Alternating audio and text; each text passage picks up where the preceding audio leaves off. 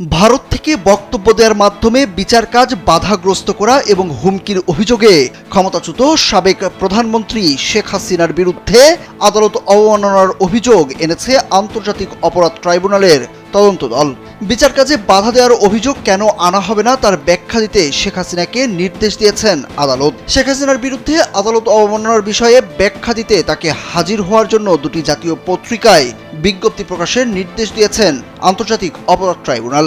আগামী 7 দিনের মধ্যে একটি বাংলা ও একটি ইংরেজি দৈনিকে এই সংক্রান্ত বিষয়ে বিজ্ঞপ্তি প্রকাশ করতে রোববার এই নির্দেশ দেন আদালত। তদন্তকারীরা জানিয়েছেন 227টি মামলা হয়েছে, 227 জনকে হত্যার লাইসেন্স পেয়েছে। ভারত থেকে শেখ হাসিনার দেয়া এমন অডিও বক্তব্যের সত্যতা প্রমাণ পাওয়া গেছে। এর আগে শেখ হাসিনার অডিও রেকর্ড পাওয়ার কথা জানিয়েছিল প্রসিকিউশন টিম।